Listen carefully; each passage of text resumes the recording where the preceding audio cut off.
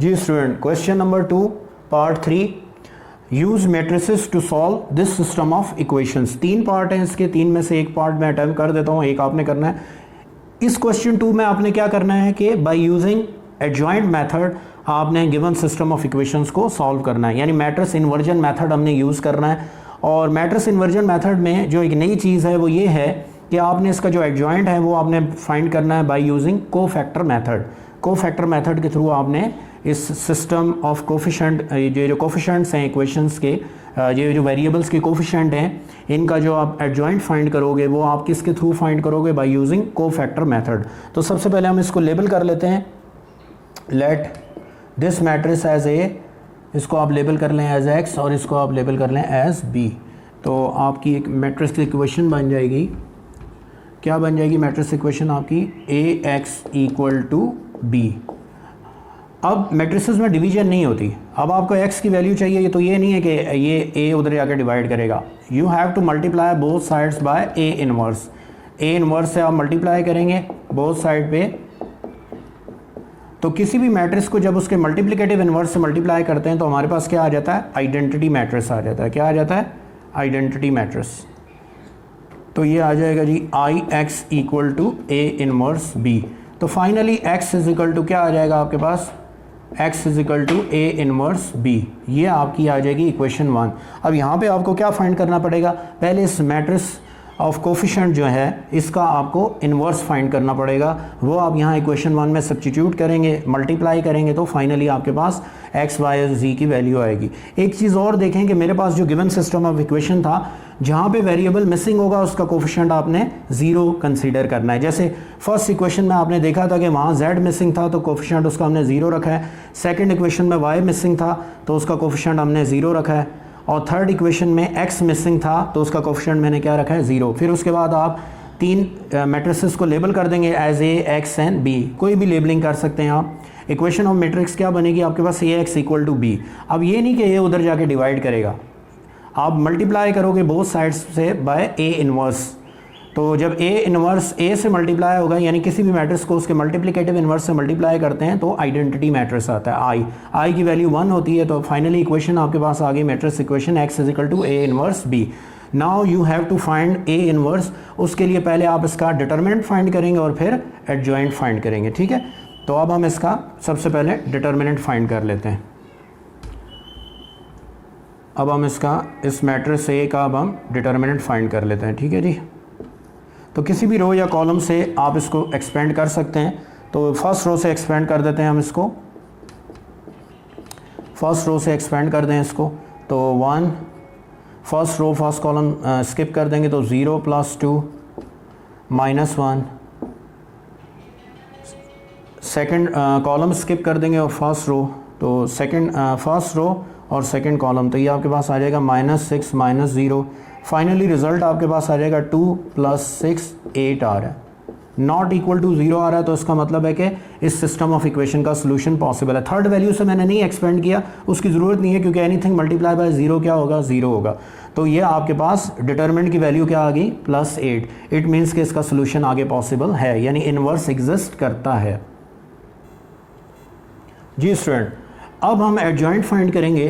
तो मैंने जैसे बताया कि इस क्वेश्चन में जो आपका मेन स्टेप है एडजॉइंट ही है, how to find the adjoint. तो एडजॉइंट कैसे फाइंड करेंगे? आप इस मैट्रिक्स जो है आपकी कोफिशिएंट ऑफ वेरिएबल्स की जो मैट्रिक्स है उसके हर वैल्यू का कोफैक्टर फाइंड करेंगे। फॉर एग्जांपल 1 का कोफैक्टर है a11, इस 1 का कोफैक्टर है a12, 0 ये जो एलिमेंट है इसका कोफैक्टर है 1, 3 एंड सो ऑन। 9 वैल्यूज़ हैं, 9 कोफैक्टर आपने निकालने हैं। किसको यूज़ करके? इस कोफैक्टर फार्मूले को यूज़ करके। यहाँ पे ये कोफैक्टर है और ये माइनर है। माइनर है कि आपने डिटर्मिनेंट फॉर्म लिखनी है ऑर्डर 2 की। ऑर्डर 2 की डिटर्मिनेंट फॉर्म लिखनी है। I फॉर रो है, J फॉर कॉलम है। तो जो पोजीशन ऑफ रो और पोजीशन ऑफ कॉलम आप यहाँ लिखेंगे उसको आप यहाँ से स्किप कर देंगे, तो आपके पास माइनर आ जाएगा। तो देखें, मैंने A11 चाहिए मुझे फर्स्ट वैल्यू, तो -1 1 + 1 M11। तो A11 मेरे पास आ जाएगा -1²। माइनर में कैलकुलेट कर रहा हूँ, फर्स्ट रो स्किप कर देंगे और फर्स्ट कॉलम, तो 0 2 -1 -3, तो वैल्यू आपके पास आ जाएगी 0 + 2। तो ये देखें आपके पास A11 की वैल्यू क्या आ गई? +2। इसी तरह आप नेक्स्ट वैल्यू कैलकुलेट करेंगे, नेक्स्ट को फैक्टर A12, तो A12 अगेन इसी एक्सप्रेशन को आप यूज़ करेंगे, तो -1 1 + 2 माइनर 1 2, तो A12 -1, और ये क्या करोगे आप इसमें फर्स्ट रो और सेकंड कॉलम स्किप कर दोगे, फर्स्ट रो सेकंड कॉलम, तो 2 0 -1 -3, तो ये आ जाएगा -1 -6 -0, तो वैल्यू आपके पास आ जाएगी +6, तो ये आपके पास A12 की वैल्यू आ गई। और उससे पहले आपने किसकी वैल्यू निकाली थी, A11 की, A11 की वैल्यू आपके पास क्या आई थी, +2। इसी तरह अब हम कैलकुलेट करेंगे A13 की वैल्यू। इसी तरह से अब मैं कैलकुलेट करूँगा A13, यही कोफैक्टर एक्सप्रेशन बार बार यूज़ करेंगे हम, A13, तो -1 1 + 3 M13। अब आप क्या करोगे, फर्स्ट रो और थर्ड कॉलम को स्किप कर दोगे, first row third column for minor, तो फर्स्ट रो आपकी स्किप हो जाएगी, थर्ड कॉलम, तो ये आपके पास आ जाएगा 2 0 0 2, तो वैल्यू आपके पास आ जाएगी A13 1, ये 4, फर्स्ट रो थर्ड कॉलम 4 -0, तो ये को फैक्टर आपके पास आ गया 4। ये आपके पास A11 की वैल्यू आ गई 2, A12 की वैल्यू आई आपके पास +6, और A13 की वैल्यू हमने 4 निकाल ली बाय यूजिंग कोफैक्टर फार्मूला। बिल्कुल इसी तरह हम नेक्स्ट जो 2 रोज़ हैं उनके भी कोफैक्टर निकालेंगे, यानी नेक्स्ट आप A21 निकालोगे, A22 A23, फिर नेक्स्ट A31 A32 और A33, तो 1 बाय 1 आपने इन सारे एलिमेंट्स की क्या फाइंड करने हैं, cofactor bye using cofactor formula. एक रो के मैंने आपको कैलकुलेट कर लिए, सिमिलरली आप बाकी 2 रोज़ के भी कैलकुलेट कर लेंगे। जी स्टूडेंट, तो फर्स्ट रो के कोफैक्टर मैंने आपको बताए थे कि किस तरह आपने by using cofactor formula 1 by 1, A11 की वैल्यू हमारे पास 2 आई थी, A12 की 6 और A13 की क्या आई थी 4। सिमिलर वे में कोफैक्टर फार्मूले को कंटिन्यू करके आप नेक्स्ट 2 रोज़ के कोफैक्टर भी हमने क्या कर लिए, ये फाइंड आउट कर लिए, 3 -3 -2 -1 1 और -2। जैसे ही आप इसका ट्रांसपोज लेंगे, इन कोफैक्टर्स का जैसे ही ट्रांसपोज लेंगे, तो फाइनली ये आपके पास एडजॉइंट आपके पास फाइनली आ जाएगा, तो 2 6 4 3 -2 और -1 1 -2। ये बात आपने याद रखनी है बेटा कि after finding the cofactor of the matrix A, यानी वो जो कोफिशिएंट का मैट्रिक्स था उसके आपने ये क्या फाइंड की, ये कोफैक्टर्स, ठीक है, ये वैल्यूज़ आ गई, इनकी ये वैल्यूज़ आ गई। याद रखिएगा कि ट्रांसपोज लेंगे तो एडजॉइंट आपका कंप्लीट हो जाएगा, तो जैसे ही आपने इसका ट्रांसपोज लिया तो ये फाइनली आपके पास एडजॉइंट ऑफ ए का मैट्रिक्स आ गया। अब आप क्या करोगे जी, तो ए इनवर्स अब आपका क्या हो जाएगा, A inverse is equal to 1/a determinant multiply by adjoint of A. तो क्या हमने निकाला हुआ है जी, ए डिटर्मिनेंट की वैल्यू हमारे पास आई थी 1/8, और एडजॉइंट हमारे पास क्या है 2 6 4 3 -2 और -1 1 और -2। फाइनली ये वैल्यू हम कहाँ पुट कर देंगे, इक्वेशन नंबर 1 में, पुट इन इक्वेशन 1। इक्वेशन 1 हमने क्या बनाई थी, x is equal to a inverse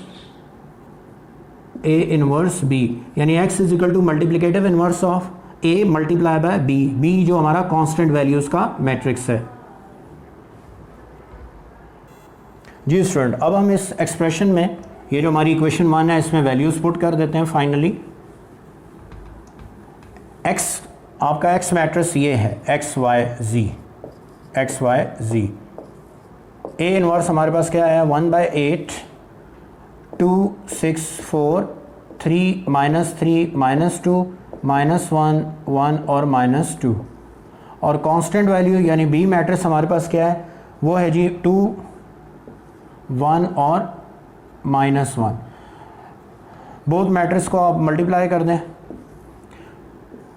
पहले फर्स्ट रो मल्टीप्लाई होगी फर्स्ट रो इस कॉलम से, तो ये आ जाएगा 4 + 3 + 1। ठीक है जी, फर्स्ट रो को आप मल्टीप्लाई कर दें कॉलम के साथ, ठीक है। मल्टीप्लिकेशन ऑफ मैट्रिक्स हम स्टार्ट में पढ़ चुके हैं 3.1 में, वो वीडियो देखकर आप दोबारा इसको रिवाइज भी कर सकते हैं। 2 2 4 प्लस 3 प्लस 1, फिर 6 2 12 माइनस 3 और 1, फिर 4 2 8, 4 2 8 माइनस 4 और प्लस 2।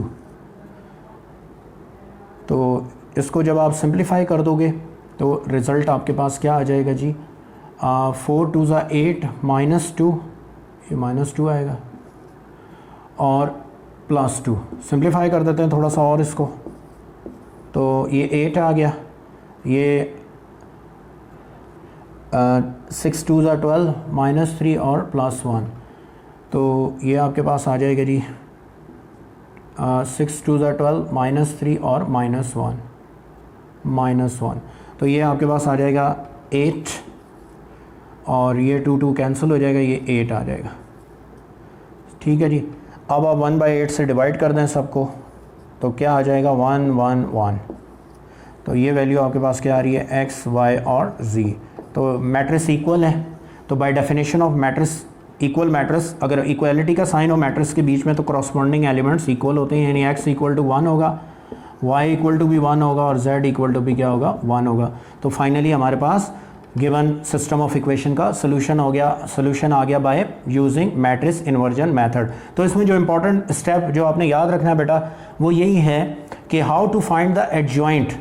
तो एडजॉइंट ऑर्डर 3 का फाइंड करने के लिए आपको क्या यूज़ करना पड़ेगा, कोफैक्टर फार्मूला, और उसके थ्रू आप एडजॉइंट को क्या कर सकते हो, फाइंड कर सकते हो। बाकी प्रोसेस आसान है, वैसे ही जैसा कि आप 9th में भी पढ़ चुके हैं, तो इसके थ्रू आप फाइंड कर सकते हो। तो इंशाल्लाह नेक्स्ट लेक्चर में हम एक और थर्ड मेथड डिस्कस करेंगे to solve the system of linear equation, that is by changing in echelon and reduce echelon form. ठीक है जी, थैंक यू वेरी मच।